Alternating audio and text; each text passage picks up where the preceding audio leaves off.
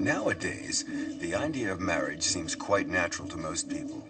However, it has not always been so. During a long period in history, man had no concept of love and the institution of marriage.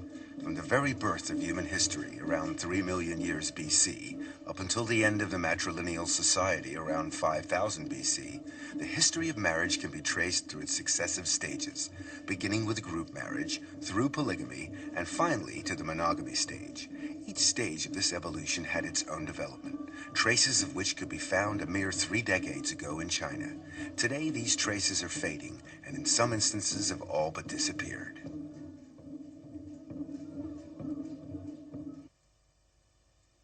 Feudalism ruled over China for thousands of years, and indeed its influence is still felt today. In Shaanxi Sheng, the cradle of the Chinese nation, this feudalism can be witnessed in the marriage customs.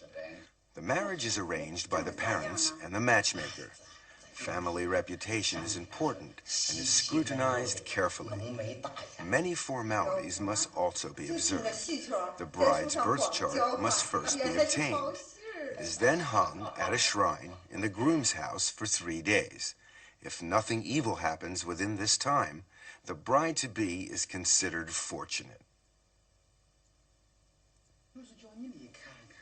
A fortune teller then confirms whether she will bring luck to the groom's family. This is known as matching. Once a bride price is agreed and is delivered to the bride's house by the groom's family, then the wedding day is set. On the eve of the wedding day, the dowry is delivered to the groom's house. There, every item is announced in the traditional manner. Any deviation could bring disgrace to the families. The day of the wedding, and the groom's house is festooned with bright decorations. The bride is carefully groomed as she awaits the sedan chair. She looks forward to the big event with some trepidation, as she has yet to meet her future husband.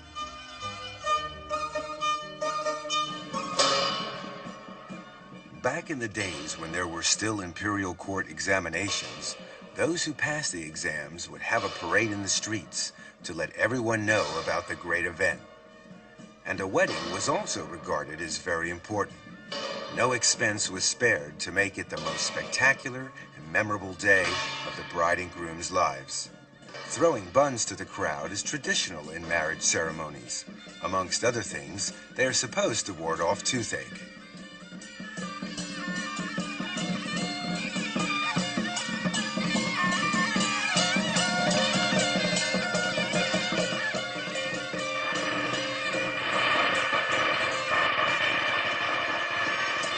At last, the bride arrives.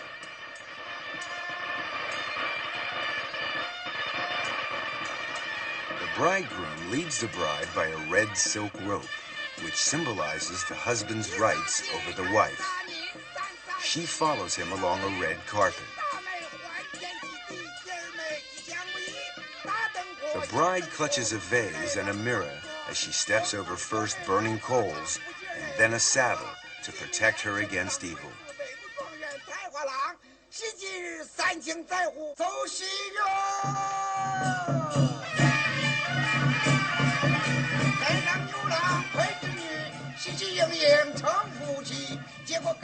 Usually, the bride's veil is lifted after the ceremony. But here, the bride uncovers her face before the ceremony starts. This is a moment of truth where the bride and groom first set eyes on each other. By now, it's too late for second thoughts. Of course, even an arranged marriage can turn out to be a successful and happy one. This young couple will have to trust to luck and to the good judgment of their parents.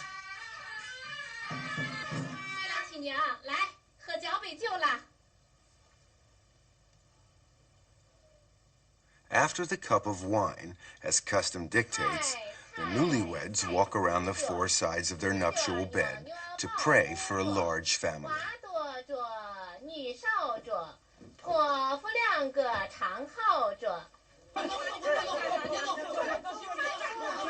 After the wedding banquet, friends and relatives will come and tease the young couple. The idea behind this is to provoke a physical contact between the two of them. These friends have decided to grab the bridegroom and put handfuls of grain inside his clothing. The bride is then encouraged to find the grain and take it out. By doing this, the husband and wife can become better acquainted and the ice is broken.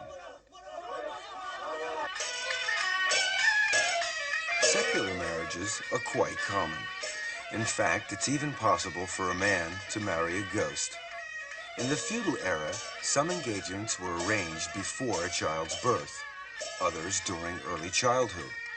Life expectancy and the child mortality rate often left one or the other future partner with no one to marry. In Fujian, a surviving male may remarry. However, he is still betrothed to the deceased, and he must marry her before he can marry her replacement.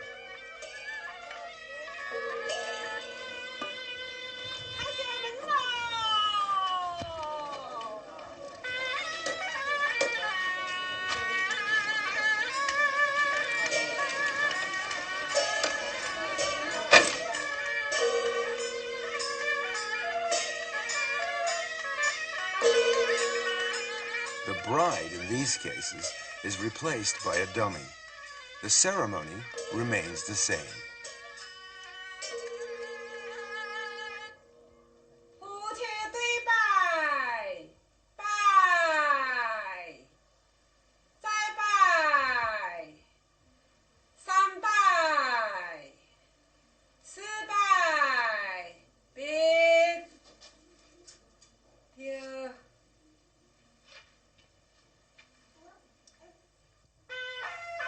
After the first wedding has been completed, the groom is free to marry again. The second bride must pay her respects by bowing to the dummy, as the first bride's spirit has already entered the room.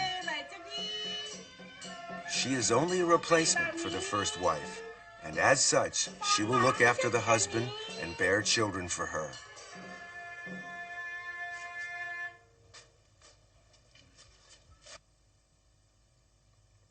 On the first night of the honeymoon, the dummy is put on the bed. Beside her is a paper husband, so that she won't be jealous.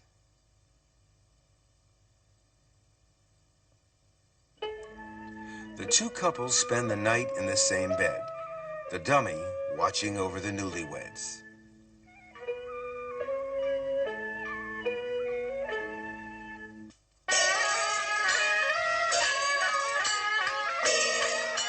These feudal practices are unfair when it comes to women who lose their betrothed before the wedding day.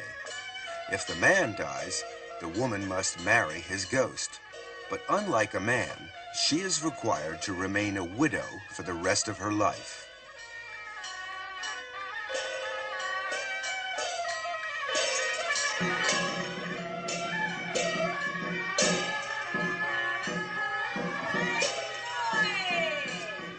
The wedding formalities are gone through as usual, but in this case, a rooster represents the groom.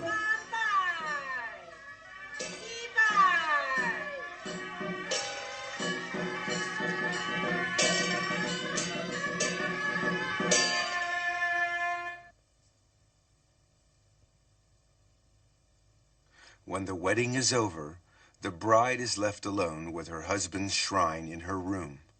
She will remain in his family for the rest of her life, unable to remarry. This was considered to be virtuous of a woman back in the old days.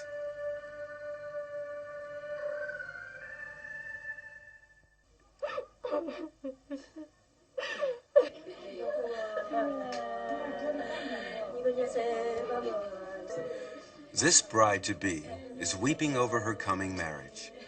It's quite common in many places. In Hunan, the Tujia tribe is a typical example. According to custom, this girl started weeping 48 days before her wedding day. Her weeping is interspaced with singing. She is sad because her marriage will mean leaving her parents. As she sobs, she also curses the matchmaker for having found her a husband who will take her away. Her girlfriends join in the mourning. They mourn the breakup of the family and the severing of domestic ties. They mourn the success of the matchmaker and the dressing of the bride, and her farewell to her birthplace. In all, 11 mourning procedures must be followed.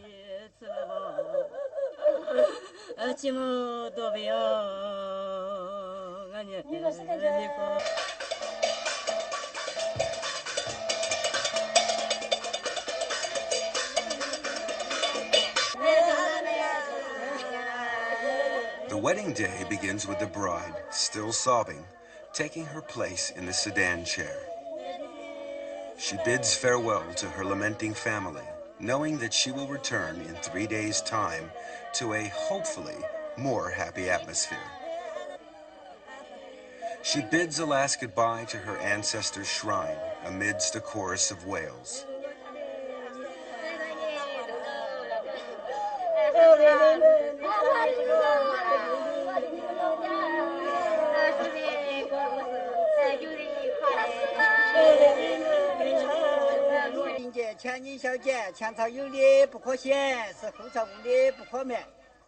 The sedan chair is smeared with chicken blood.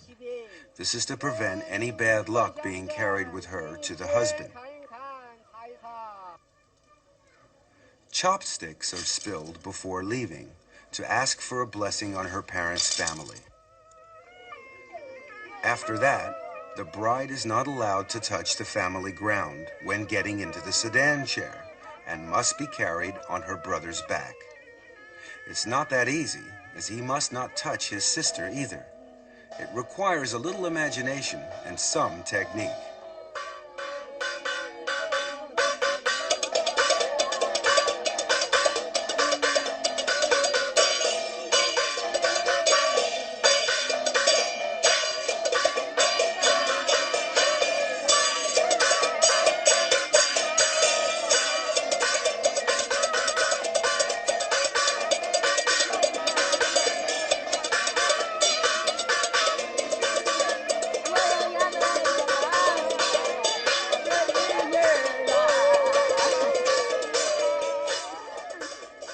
The bride is supposed to struggle to show that she is unwilling to leave her family.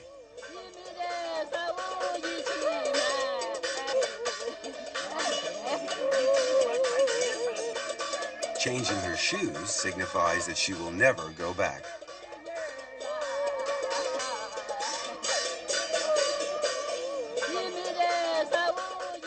Her girlfriends make a pretense of grabbing the sedan chair as it's leaving.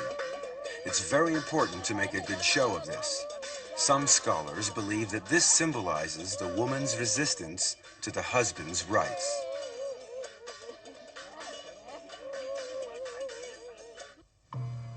From 3 million BC to about 1 million BC, human society began to take shape. However, marriage as we know it didn't exist. This was the stage of group marriage, or what can be called primitive promiscuity. From 1 million BC to 100,000 BC, human society was splitting into different blood families. A form of promiscuity called consanguine group marriages developed. In the matrilineal society, group marriage outside the tribe became common. However, there was nothing resembling the wedding ceremony as we know it, and these relationships were mainly casual. In the mountainous areas around Jinshajiang in Sichuan province, A small remote village still practices group marriage, but in a more progressive way. Not only do they have a wedding ceremony, but their marriages last. The people here belong to a branch of the Nai-Si tribal minority. Within their rugged and spectacular environment, these people live a simple life, far from civilization. Many have never seen a car. This is a tribal wedding troupe. The man in the blue robe is the troupe's master of ceremonies. His official title is Minabu, which means the guide. The troupe arrives at the groom's house. Inside, someone is at prayer. The prayers are to prevent any bad spirits from the bride's family from entering. Both of these girls are brides, and they are both sisters. When the door is opened, the troupe proceeds inside for the ceremony. The man praying is called a dongba, who acts as a kind of priest come official, and who is considered very powerful by the villagers. Interestingly enough, there are no less than 4 grooms here, and they are all brothers.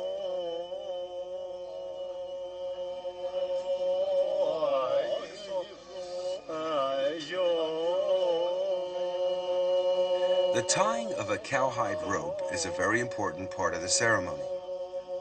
It will ensure that the women will not run away. Actually, there doesn't seem to be much chance of that happening. Toasts are drunk to the happy event. The first toast is to the Minabu. Then the brothers drink to their future closeness.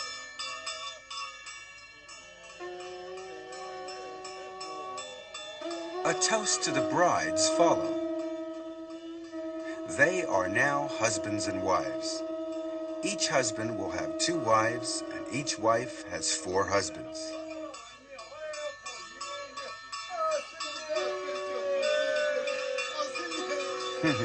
He'll drink to that. With 6 people living under one roof, accommodation is no simple matter. They must live in a 3-story house, husbands living on the top floor, and other members of the family on the 2nd floor, including the 2 wives. The wives are not allowed upstairs. When a husband feels romantic, he must go downstairs.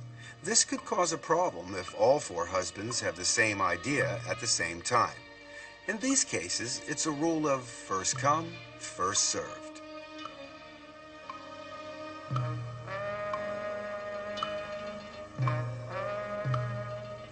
Let's have a look at another family.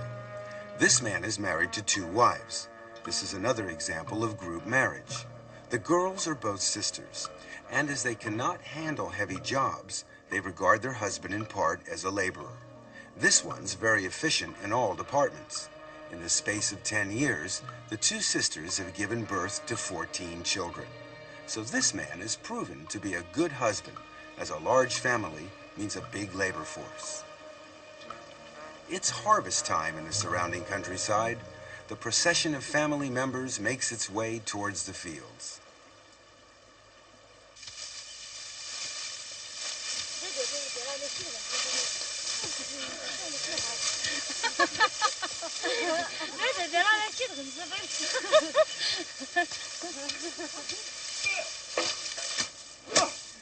It's a case of all hands on deck.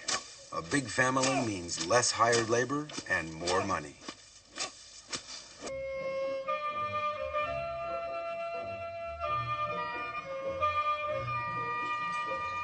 This family here, on the contrary, consists of 2 brothers sharing one wife. Their lands are on the other side of the mountain, and the journey takes all day on foot. Usually they leave their wife at home and spend most of their time farming and hunting in the woods nearby. It seems that game is very plentiful in this part of the country. The wife takes charge of all the housework and cooking. The staple diet is a mixture of corn flour. With wheat, they make a kind of wine, which is drunk daily. Clothing is knitted from either wool or hemp, and each family makes do with articles that are homemade. Their only mode of transport is by foot, but the people seem content with their simple lifestyle.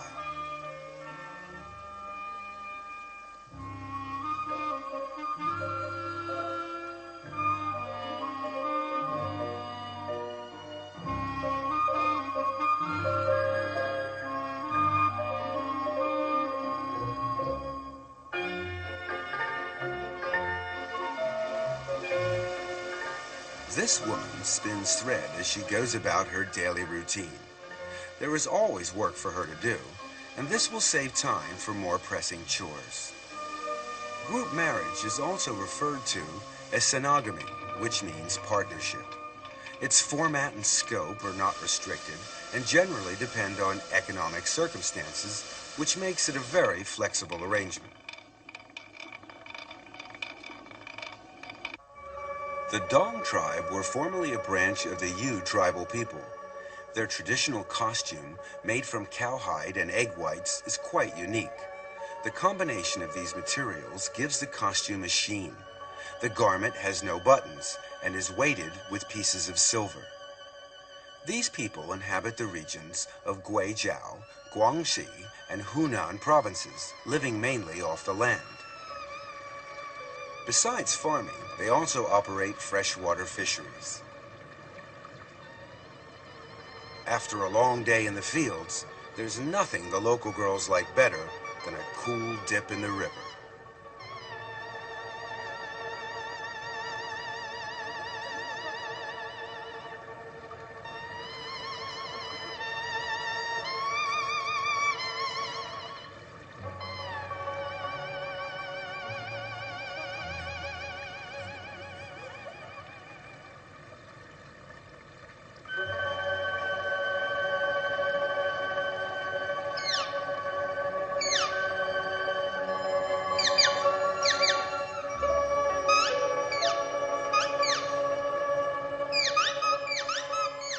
On some of the main routes to the village, intricate wooden bridges span the rivers.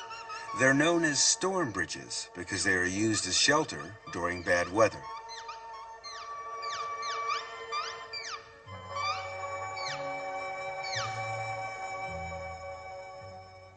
These towering structures in the village are pagodas, which are built in such a way that they resemble giant fir trees. The eaves overlap neatly. Inside, the roof towers above the onlooker. This fir trunk is used as a ladder. The ancestors of the Dong Yu people were a tribe that lived in the forest, and so these pagodas are built in the shape of a fir tree in remembrance of their ancient origins. Each clan in the village has its own pagoda. Whenever a crisis arrives within the clan, members will gather here to discuss matters and resolve the problem. However, the pagoda also serves quite a different purpose. Young girls will often invite boys from outside the clan or village for a few hours singing, dancing, and conversation. The song they sing is called a step song, for obvious reasons.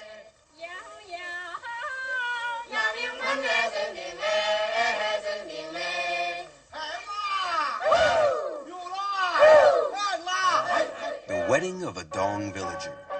The customs of the marriage ceremony have been handed down from the ancient tribe of their ancestors. It's a form of marriage by capture. When the groomsmen approach, the bridesmaids help to hide the intended bride and defend her against the male horde with their umbrellas. This marital hide-and-seek is generally accompanied by a generous amount of good-natured horseplay between the sexes. However, umbrellas prove no match for the persistent young men, and the line of defense gradually collapses. The pursuers are gaining the upper hand as the girls fight a rearguard action to protect their friend.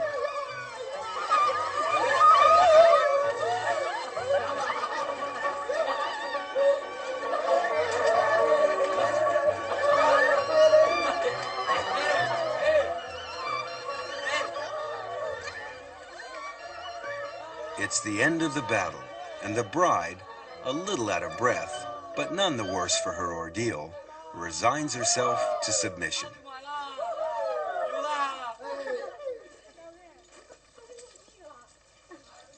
A Dong groom need not go to meet his bride. Instead, accompanied by her bridesmaids, she walks off to join her future husband.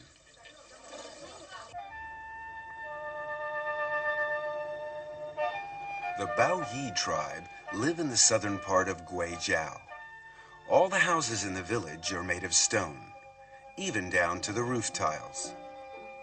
Here, young boys and girls marry at the age of 13 or 14, the girl remaining with her parents after the wedding, a custom known as non-virile local residence. During this time, she continues to dress like a maiden, sees her own friends, and carries on meeting other men freely. This period may last for up to a decade.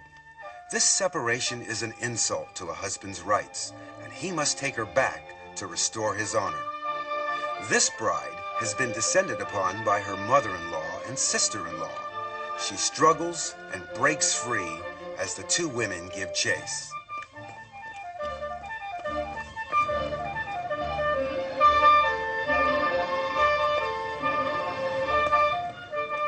Finally, the game is up, and the bride captured. The bride will have her hair combed out so that she no longer looks like a young girl. From then on, she is a woman and must assume her responsibilities as a wife. It's another form of marriage by capture.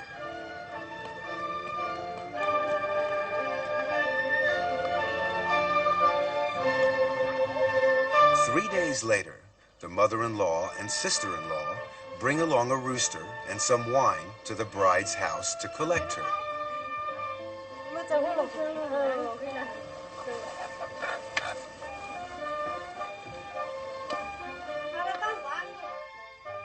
She is given a change of clothes and required to dress like a married woman.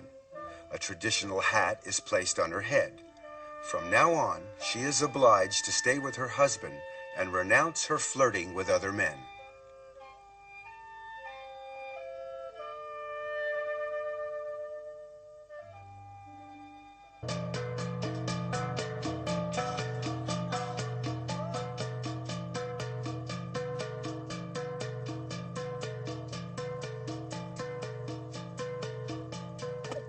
At first sight, there might not seem to be anything unusual about these four people until you realize their relationship. The man on the left is the husband. On his left is his wife. On her left is her lover, and next to him is her lover's wife. This complicated relationship is quite common for these people. They are the Aoyao tribe, and they live in Guangxi. The marriage customs here represent a transition between polygamy and monogamy.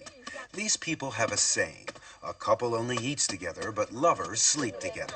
Marriage is seen as a means to increase productivity. Working together and taking a lover is regarded as being reasonable as well as being legal. This is the time for planting, and so the wife's lover brings along his wife to lend a hand in the fields. The husband, of course, is very grateful to them.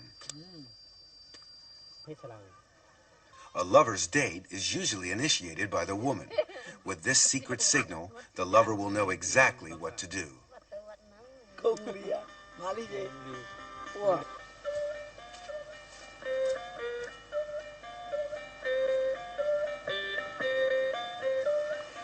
As darkness falls, the lover arrives bearing a torch as a sign that the meeting is quite open and honorable.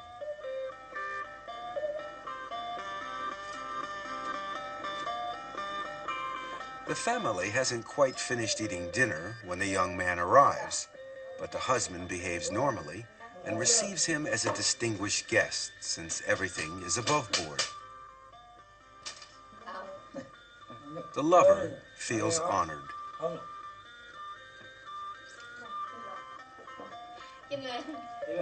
The young daughter's parentage may be in some doubt, but it's hardly important, as both men treat her with equal kindness.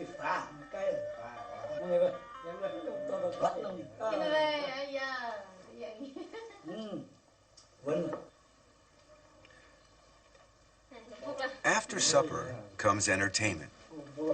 But first, they gather to wash their feet together. This feet washing symbolizes their closeness as a family.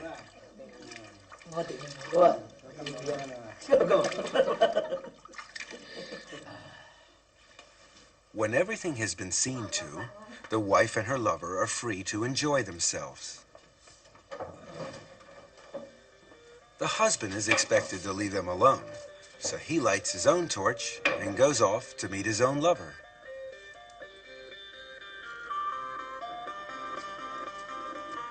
This custom originated in matrilineal societies. At that time, men worked in their family and had love affairs outside.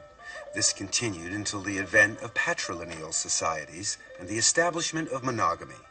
However, the custom survived in some areas, with love, living, and sex becoming three different aspects of marriage. Love affairs in the Kashanyao tribe are also quite open. If a girl invites a boy over at night, he can't use the front door. However, that's no problem for this resourceful Romeo. The post is there just for this purpose, and he climbs up to join his sweetheart.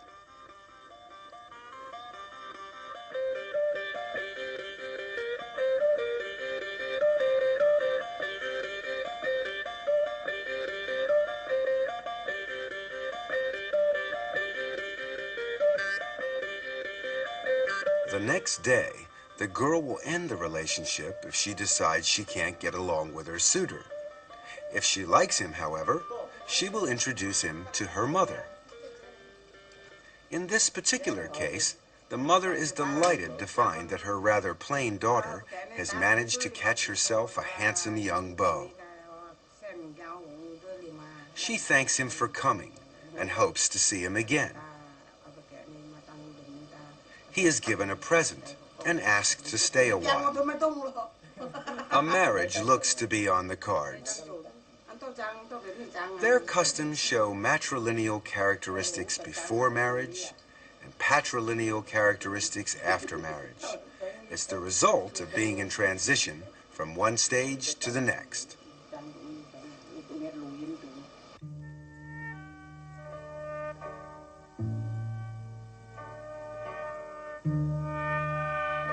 The Anis in Sichuan Bana are a branch of the Han people. Their village is unusual in that each house is surrounded by small cabins. The houses serve as the living quarters.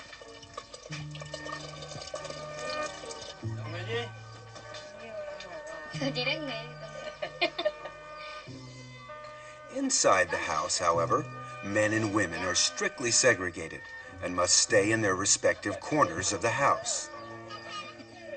Even eating and working are undertaken separately. Men with men and women with women. Even couples are not allowed to stay together.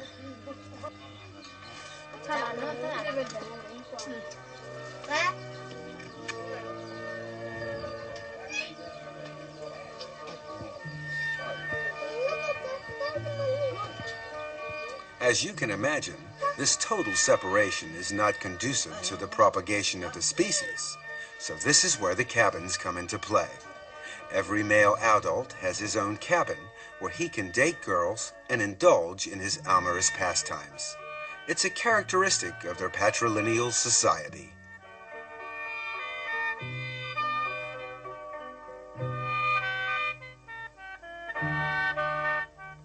The Anis hold the gourd in very high esteem. Its abundance of seeds symbolizes a big family, whilst its shape is similar to the male organ. These people have very defined standards of beauty. A girl should be plump with a small tummy. Their costume is therefore designed to show off their most important features.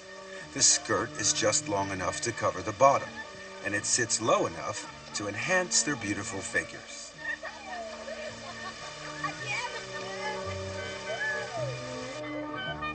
This group of young girls typifies the ideal beauty.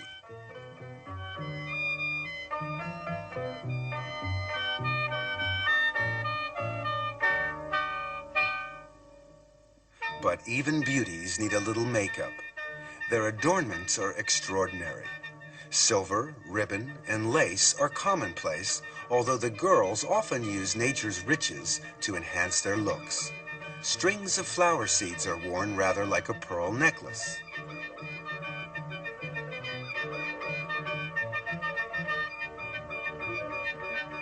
Shells, which are highly sought after in the mountain areas, are made into a belt.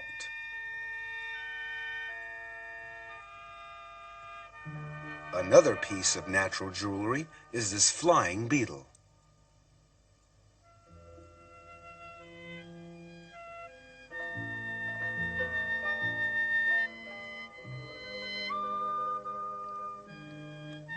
Before it can be used, it has to be prepared. The girls wrap it in a leaf, then dry it out thoroughly in the fire. It is then threaded with a piece of twine. The effect when put in the hair is quite beautiful.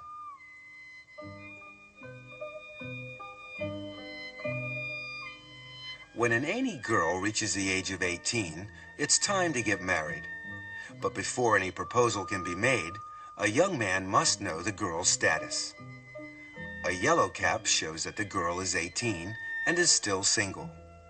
A black hat means the girl is already married. A round hat means she's under 18 and can't get married yet, although she can have a social life.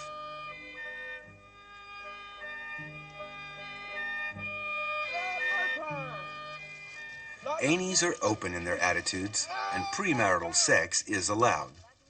The young men and women often court through social activities, although it's not always easy, as they must marry outside the tribe. Once married, affairs are tolerated within the rules. That is to say, men are allowed to have them, but women are not.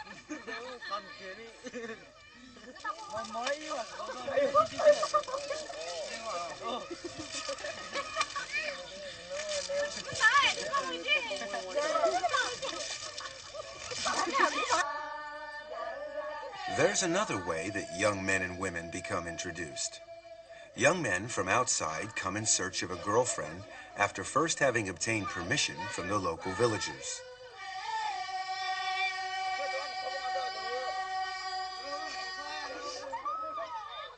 Once a young man has selected his girl, he must make his intentions known to her.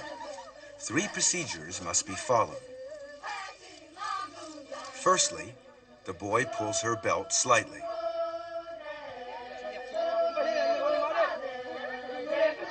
Then he pats her on the shoulder.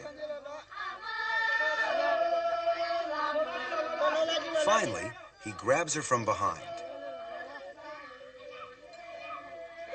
If the girl resists, then the boy must leave her alone and try again with a different girl. This young man's wish has come true, and he's got his girl. To celebrate, the local boys treat him as an honored guest and give him a drink. In this case, it's not wine, just water. The lucky man is invited to stay the night, and a cabin is provided for the couple to spend the night in.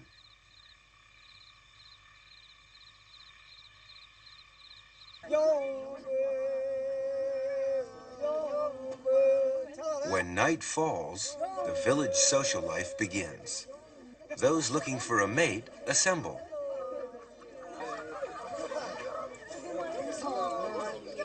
At first, the boys keep their distance.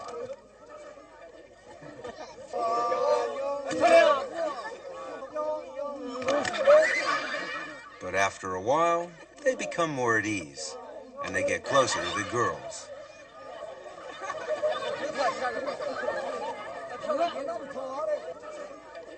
When a decision is made, the young man must approach the girl of his choice. If he is refused, it's bad luck, and he must try again. If he's accepted, the couple will go off and get to know each other.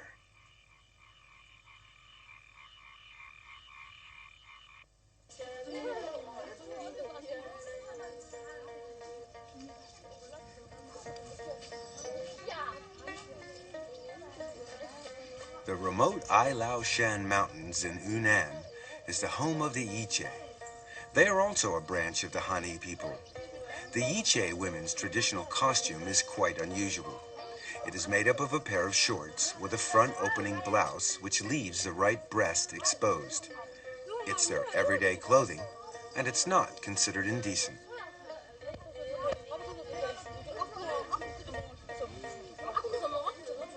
All women want to look beautiful, but definitions of beauty vary from country to country. These girls have a natural beauty, something that no amount of makeup can provide.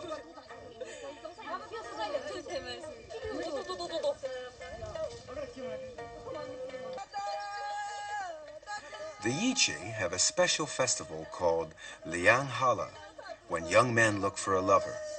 The way they greet young girls is very unusual. Instead of shaking hands or even a kiss on the cheek, a man will press a girl's breast. Right side for old friends and left side for strangers. It's a great embarrassment if the wrong one is pressed, but the faux pas is quickly forgiven.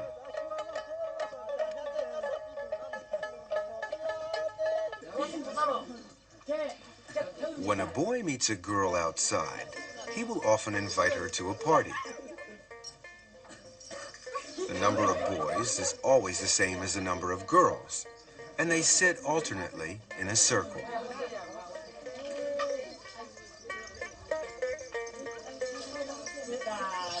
They talk and flirt freely with either the person to their left or the person to their right.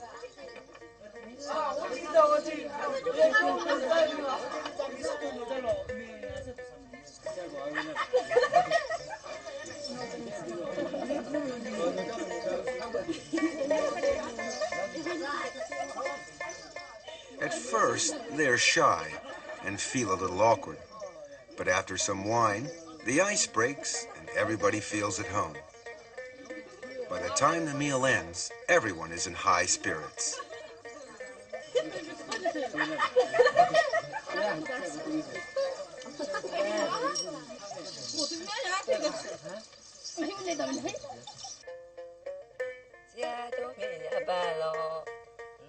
The Ichi are open in their sex life. However, despite this, an illegitimate child is frowned upon. This is not much of a problem, as all girls are betrothed at the age of 4 or 5.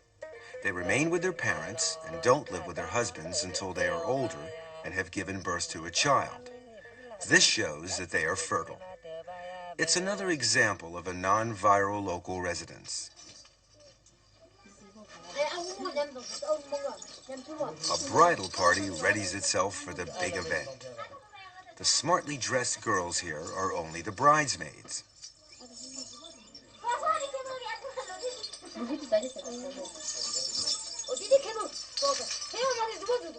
This one is the bride. Before she leaves, her mother gives her a duck and an egg to carry, symbolizing her fecundity.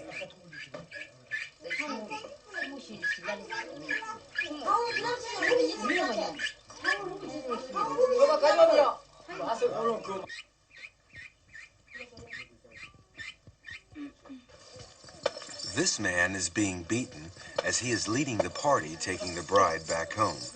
It's part of the custom here. A rope is tied across the path of the husband's village. Everybody may cross over except the bride. She must break the rope to show that she is cutting off her links with her past.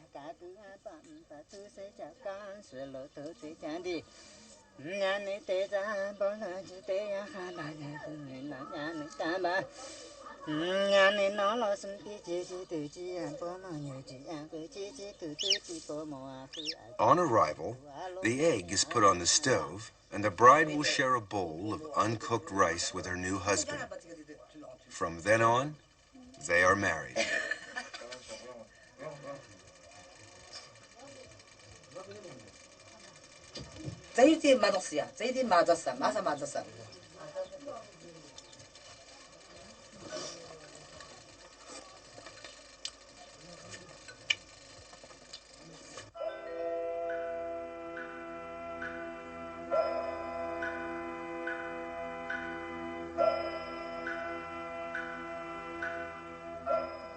Most women in the tribal minorities are good at embroidery.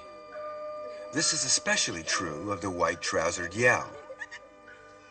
Like in many other tribes, they use it to convey love to the young men they admire.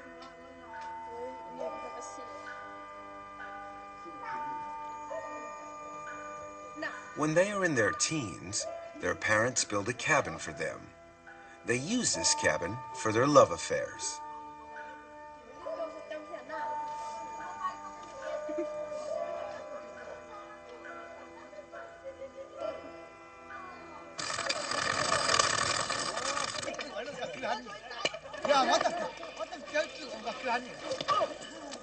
Contrary to what you may think, the long-haired youngsters playing here are all boys.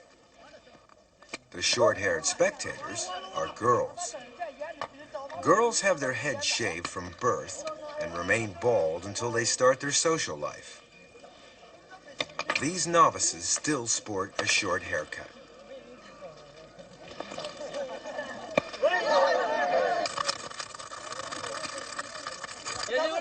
In most societies, the boy courts the girl. But here it's the opposite. To show her interest, a girl will pull the boy's belt. If the boy isn't interested, he will ignore her and walk away. If he is, he must still show a reluctance to take up the girl's offer. Otherwise, he is considered shameless and not a decent young man.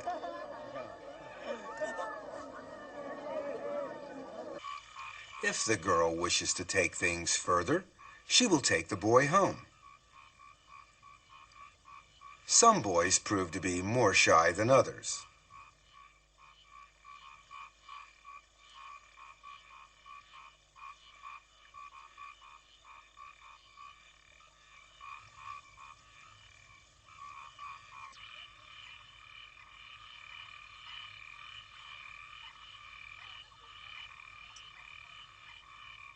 Bringing a boy home is considered to be quite normal. In fact, the parents feel honored to have a suitor in the house. On the other hand, if no boy comes, the whole family is disgraced.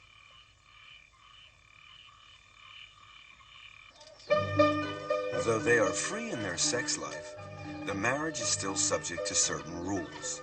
If a girl wants to get married, her cousin must be given first refusal. Her father must consult her maternal uncle first, as her mother came from her uncle's family in the first place. It is thought only natural that the daughter should be offered in return. The offer is made in a roundabout way. The father asks, "The vegetable on my farm is mature. Would you like it?" The uncle replies, "It's good, but no thank you." This answer will make things easier. The girl is now free to marry the boy of her choice. Under an arrangement between the father and the uncle, 2/3 of the betrothal gifts will go to the uncle in recognition of his consent. Marrying a cousin is a form of intermarriage referred to by anthropologists as secondary blood tie marriage.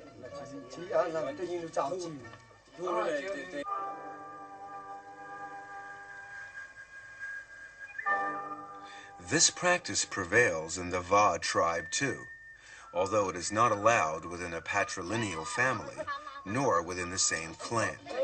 It is even forbidden to marry someone with the same surname. If this code is violated, it is considered incest and regarded as an offense. As a punishment, the couple must buy a cow and slaughter it. The cow's head is cut off and put on top of the couple's heads to show repentance for this transgression. They treat the whole village to a share of the meat from the cow and pay for prayers to be said, as they believe that this crime may enrage God. They fear that the clan or even the whole village may be cursed otherwise. Thereafter, the couple will never see each other again.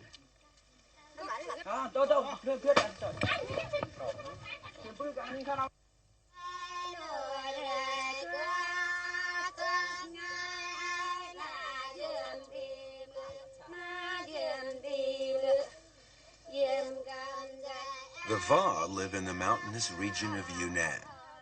The whole area is a veritable Shangri-La. They lead a simple and primitive lifestyle, and all labor is done by hand.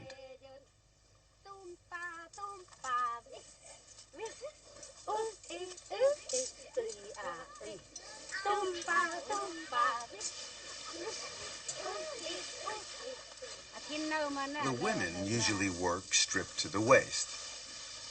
Bamboo is put to a wide range of uses for constructing houses, carrying water, drying the crops, and storing grain.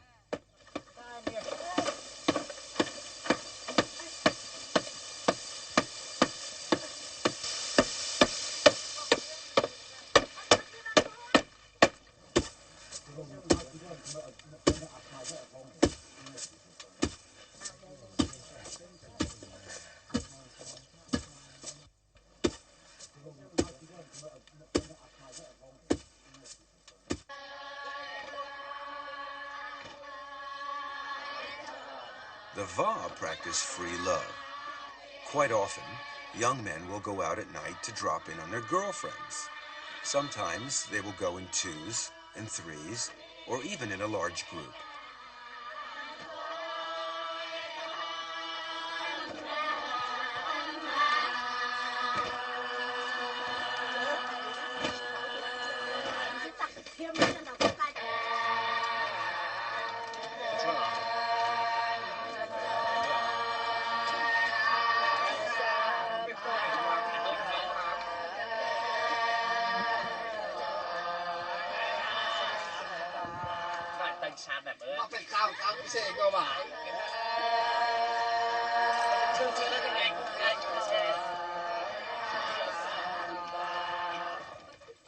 They spend the evening singing, dancing, and eventually sleeping together.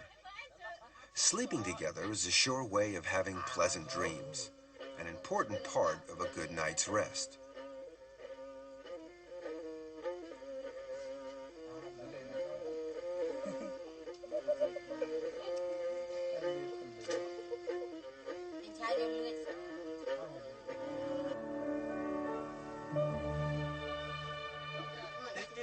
The next morning, the youngsters tell each other about their dreams. If one dreams of trees or bamboo, it means good luck. A tree being pulled down or a man falling is a bad omen. In this way, they try to read each other's thoughts. If the couple get on well, the relationship will continue. If not, they can always break it off and blame it on the bad dreams.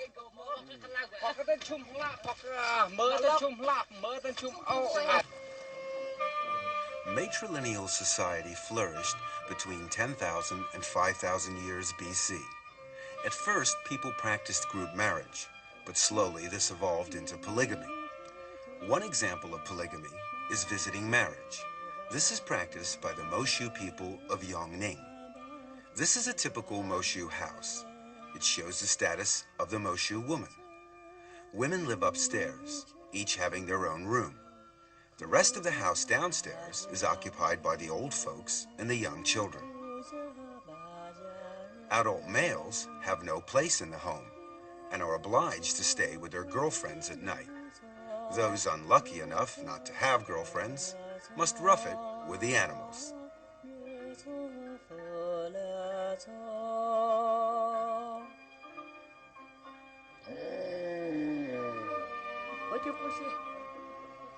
An initiation ceremony is held when the Moshu boy is 13. After that, he's considered an adult and will join in with the work and enjoy all the privileges of adulthood, including having affairs. A specially close girlfriend is called an ashao, a name signifying that the boy and girl are sleeping together. Polygamy should not be confused with group marriage. The latter is between groups and is totally casual. The former is one-to-one, although there is still no formal bond, and partners may come and go.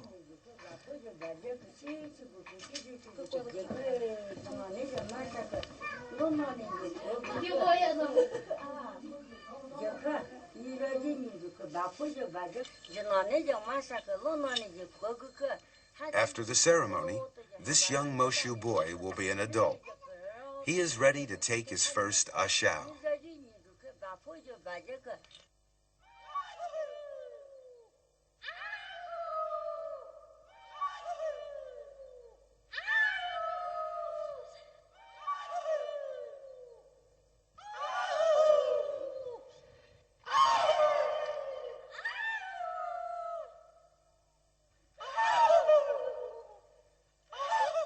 If any of these boys and girls fall for each other, there will generally be a very quick response.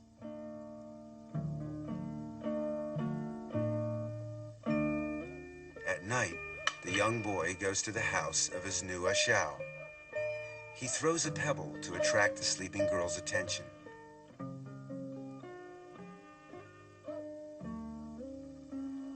The girl comes down and invites him upstairs.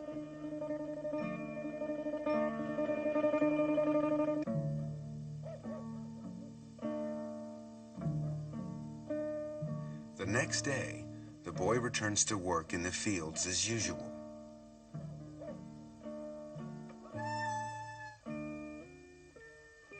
If he fails to come back the next night, then the affair is over. Likewise, if the boy returns and the girl refuses to open the door, the affair is over.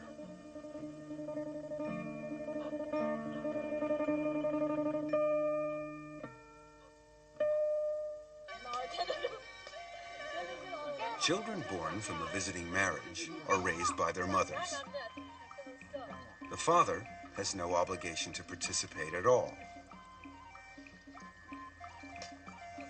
However, men are not all without feelings, and after a while, he will lend a hand with the housework and the child.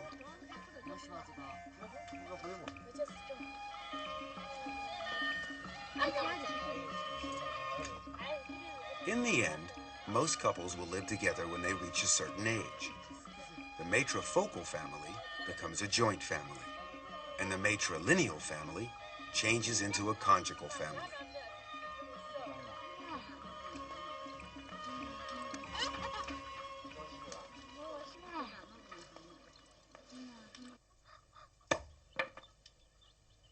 Visiting marriages have no rights, but for the Zhuans in Qinghai, it's quite different.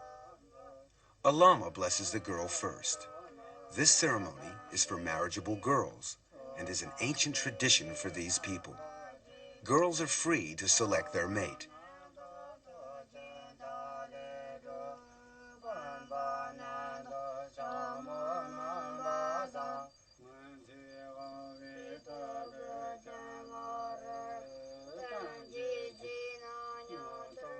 When it's time for the girl to change her clothes, she must wear 2 pearl necklaces at the back of her head to indicate the end of her maidenhood.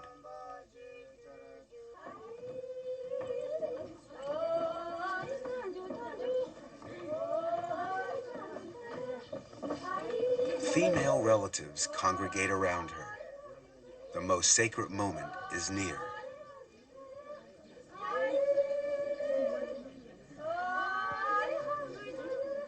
The closer they come, the lower the bride must hold her head. It's a religious ceremony called Dai Tian Tao, or marriage to the god.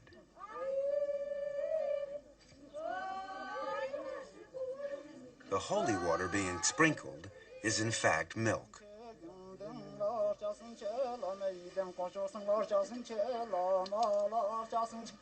During the prayers, the bride's face is washed with holy water.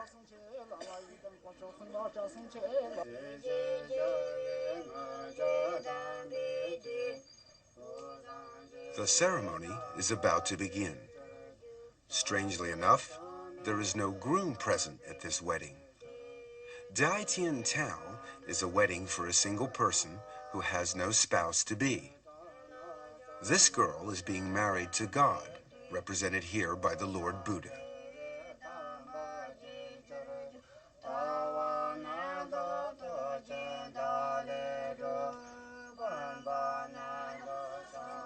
After the ceremony, the girl is free to have love affairs and to bring men home.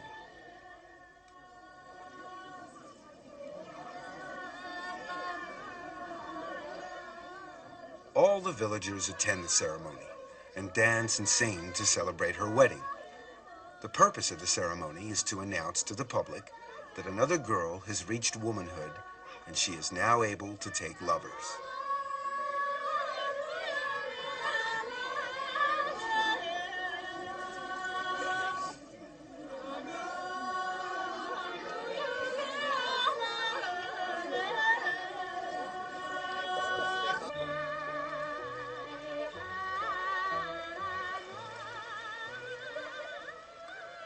Now that she is married, she may indulge in the activity of jiao sang, having love affairs.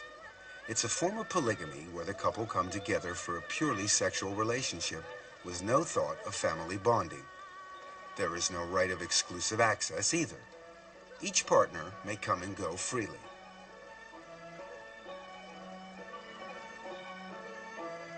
This romantic period is a privilege of youth in an area where men far outnumber the women. It helps to correct the imbalance. Most of the older people have families.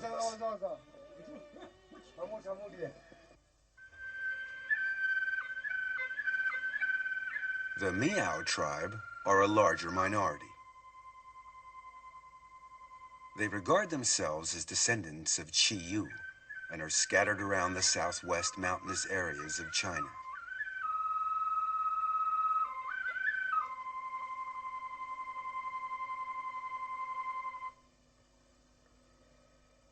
A hero's knot is considered the height of fashion.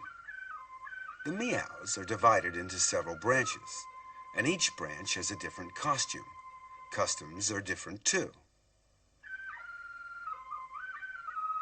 There are always festivals to celebrate. In some areas, there's a festival almost every month. And at these times, the Miao girls are especially busy. They dress up in traditional costume for the event. They don't get dressed at home, but bring along their costume to the festival where their mothers dress them in public. Everything of value is worn. Silver ornaments show off their wealth, whilst the intricate dresses are a witness to their handiwork. A pierced ear with a large hole is considered prestigious and is meant to attract admirers.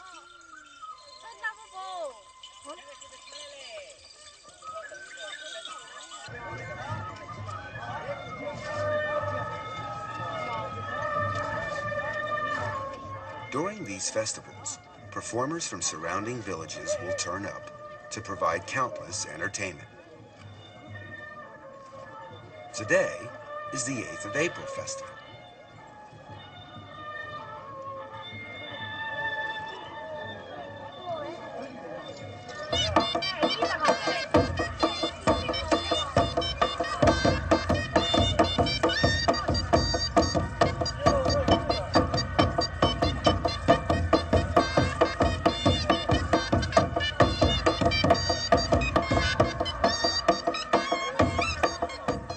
Villagers present a gift to the mother of the dragon, for whom the festival is held as a welcome.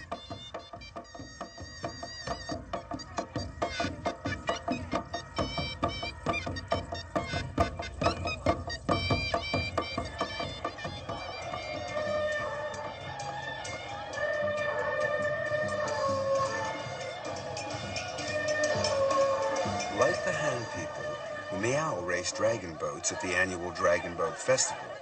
The Miao legend surrounding this festival is identical to Han legend, except that they maintain Yun was a Miao. Hunan is the Miao place of origin, and there are indeed historical records of a Miao army, so their legend is not based on fantasy.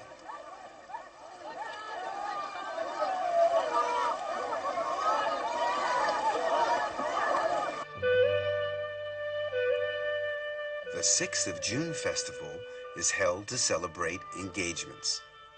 The atmosphere is completely different here. On this day, these young girls have decided to take a bath in a quiet river, and they've asked their lovers to come along and watch.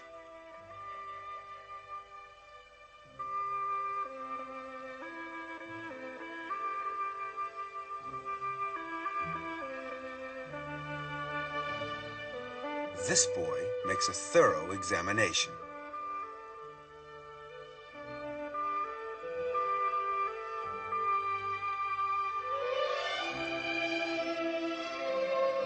If he's satisfied, he must make his intentions clear, in a polite way, of course. He pays her homage by presenting her with a red ribbon, a token of engagement.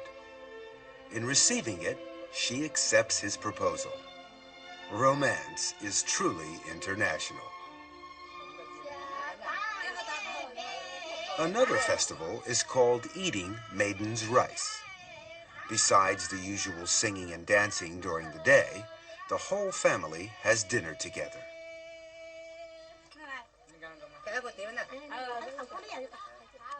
A song of toast is sung, and wine flows freely as the family enjoy the special feast that's been prepared, whose main dish is this colorful rice.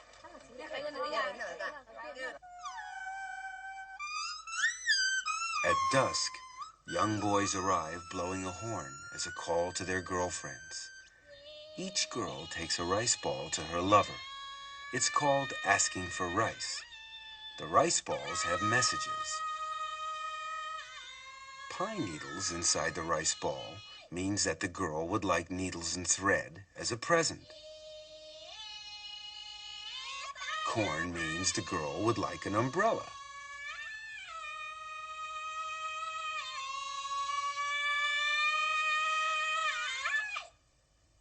Two sticks bound together mean they'll never part. True love. If it's empty, it's bad luck. It means she's breaking it off. Meows will select their mate within the tribe. Two young persons meet on the road. They sing to each other to show their admiration. During the song, they find out about their respective backgrounds and see if the other is knowledgeable. It ends with a real heart-to-heart talk, and the relationship becomes closer as a result. It is customary in this tribe for lovers to carve a notch on a piece of bamboo after each date. If, after numerous dates, they fall in love, they break the bamboo and each keeps one half as a token of their eternal love. If either one of them ever breaks their vow, they will be obliged to eat the bamboo as a punishment for being unfaithful. Quite an effective deterrent.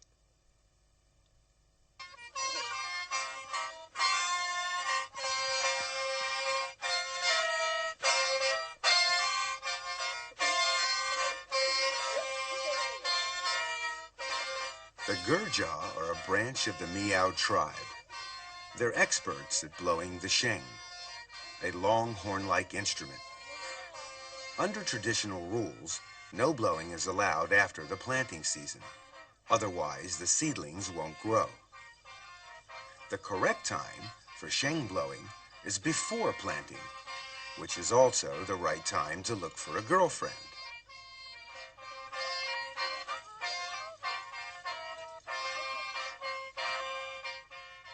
Slowly, the girls dance around the boys. Each girl holds a necklace in her hand. As they dance, the girls choose. They put their necklace on their favorite boy's sheng. This is called asking for necklaces.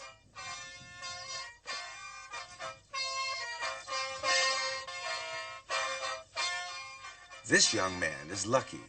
His sheng has been decorated. But not every boy is sure to be successful. This one has something the others don't. He has 3 necklaces on his sheng.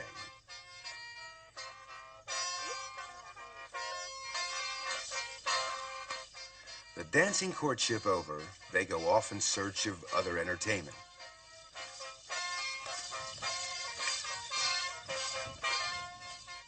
Leaving the unfortunate boy to curse his bad luck.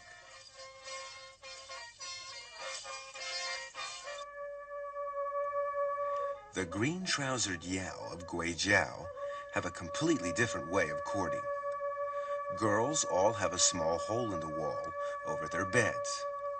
It's called a lover's hole. At night, when the girl is asleep, a young boy tries to wake her up by prodding her with a thin bamboo stick. The girl wakes up and grabs the stick.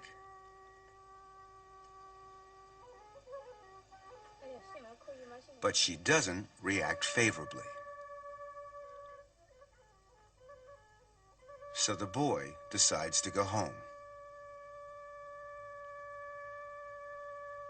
Another one soon arrives.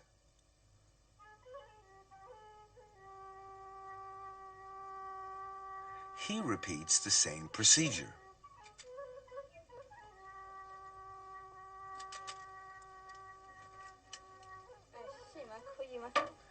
This time, things look more hopeful. She asks him who he is. They talk to each other through the hole, usually until dawn. He seems like a nice boy, and she lets him in so that he doesn't catch cold.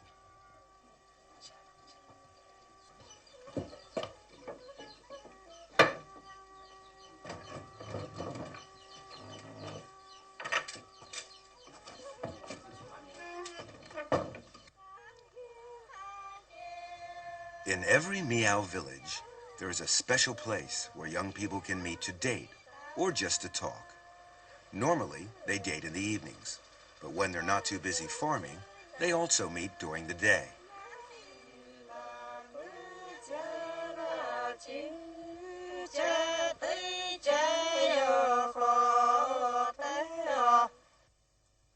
Most girls spend hours and hours embroidering. Those who can't embroider find it very difficult to marry. Free love is popular with the Miao, but marriage is still decided by the parents. The bride must walk to her husband's house. The whole party dresses up to show off their beautifully embroidered costumes, and it's often difficult to tell the bride from the bridesmaids. The Miao never marry within their clan. These two families live far apart, so the bride's party has a long way to walk. Miao have special greeting customs when a marriage is about to take place.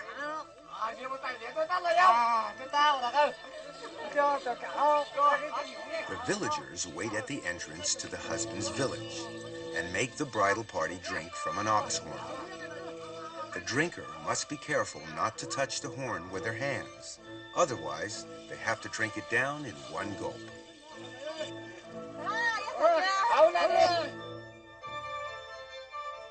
The bride is required to step inside with her left foot forward. This will ensure that her firstborn will be a boy. The wedding is very simple, with no real ceremony. The bride must carry water for her husband's family.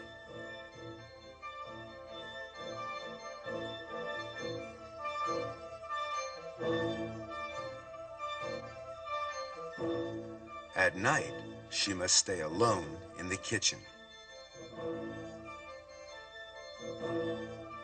The groom must also find somewhere separate to sleep until the bride is returned to her parents' house. The next day, the bride leaves and goes back to her parents' house. There she continues her work, embroidering, singing love songs, and having affairs with young boys.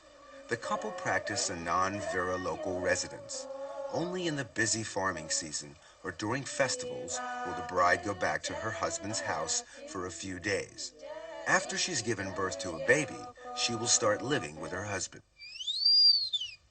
Another form of marriage is the secret marriage.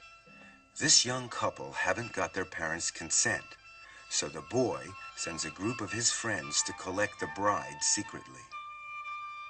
The bride is ready and packed. She goes off to a quiet place with her bridesmaids, where the wedding is to be held in secret.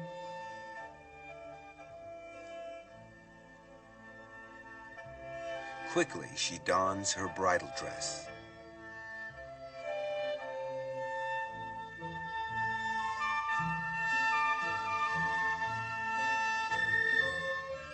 Some food has been prepared for the wedding breakfast. The event turns into a wedding and a picnic rolled into one.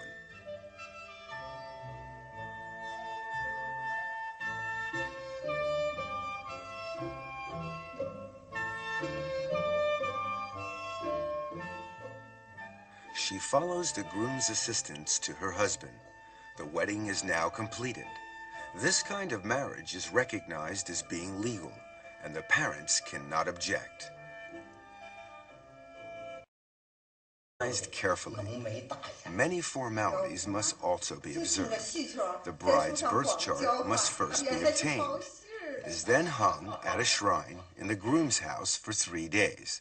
If nothing evil happens within this time, the bride-to-be is considered fortunate.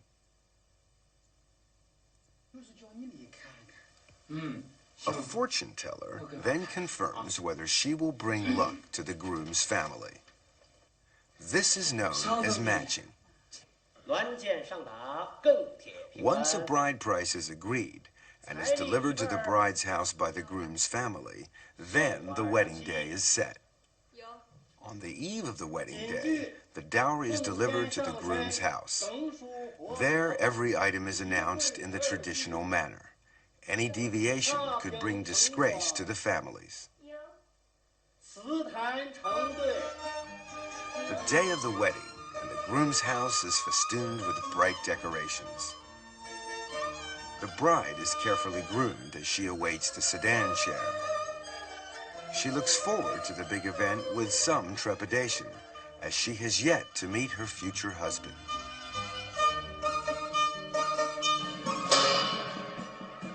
Back in the days when there were still imperial court examinations, those who passed the exams would have a parade in the streets to let everyone know about the great event.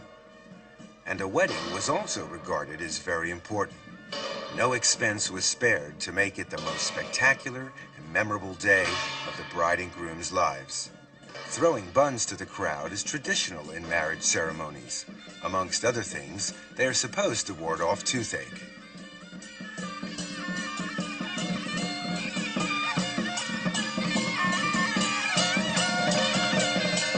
After the first wedding has been completed, the groom is free to marry again. The second bride must pay her respects by bowing to the dummy, as the first bride's spirit has already entered the room. She is only a replacement for the first wife, and as such, she will look after the husband and bear children for her.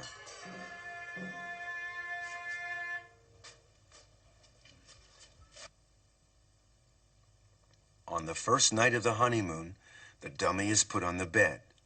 Beside her is a paper husband, so that she won't be jealous.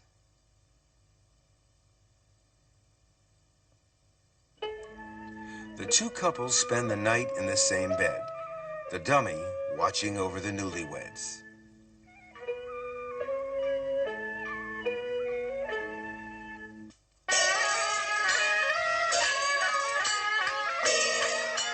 These feudal practices are unfair when it comes to women who lose their betrothed before the wedding day. If the man dies, the woman must marry his ghost. But unlike a man, she is required to remain a widow for the rest of her life.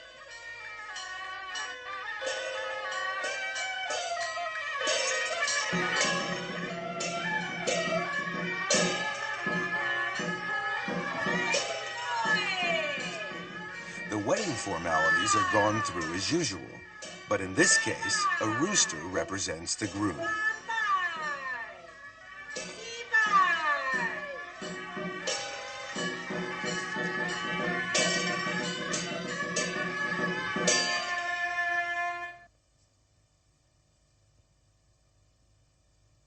When the wedding is over,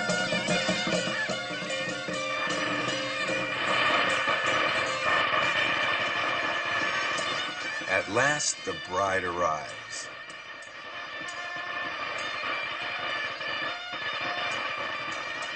The bridegroom leads the bride by a red silk rope, which symbolizes the husband's rights over the wife. She follows him along a red carpet.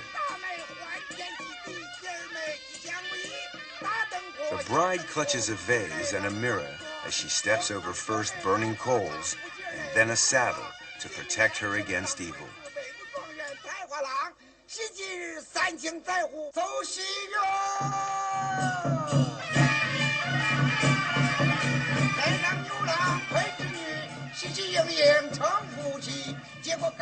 Usually, the bride's veil is lifted after the ceremony. But here, the bride uncovers her face before the ceremony starts. This is a moment of truth where the bride and groom first set eyes on each other. By now, it's too late for second thoughts. Of course, even an arranged marriage can turn out to be a successful and happy one. This young couple will have to trust to luck and to the good judgment of their parents.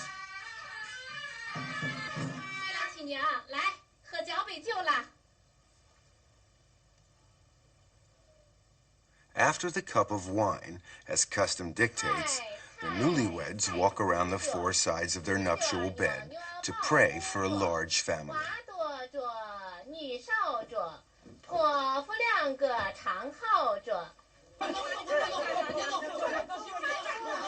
After the wedding banquet, friends and relatives will come and tease the young couple.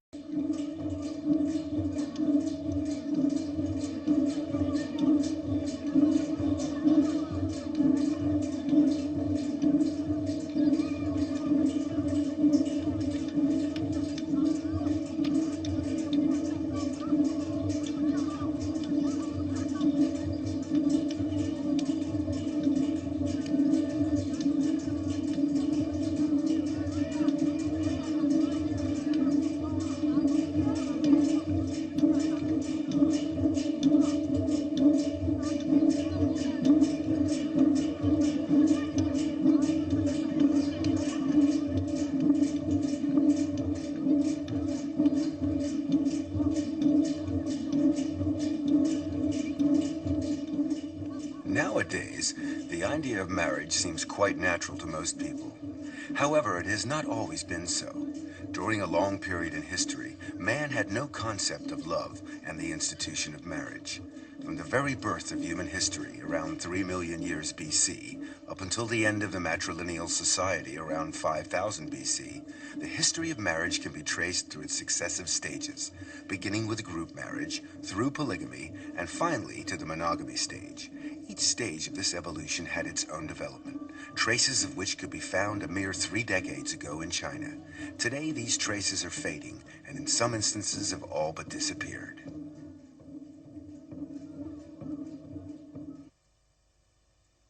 Feudalism ruled over China for thousands of years, and indeed its influence is still felt today.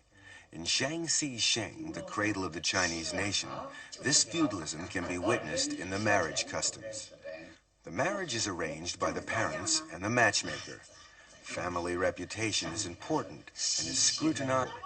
The idea behind this is to provoke a physical contact between the two of them. These friends have decided to grab the bridegroom and put handfuls of grain inside his clothing.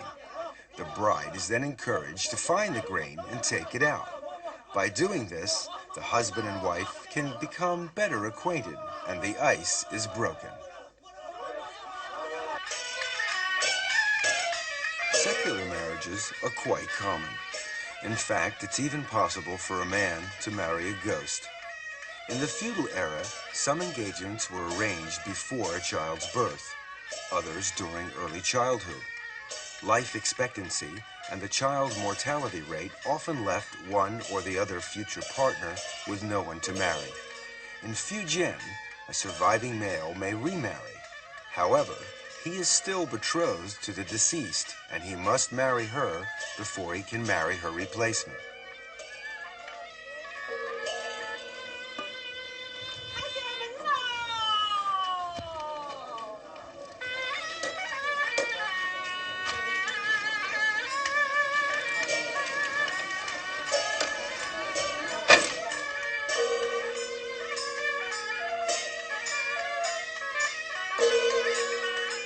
The bride, in these cases, is replaced by a dummy.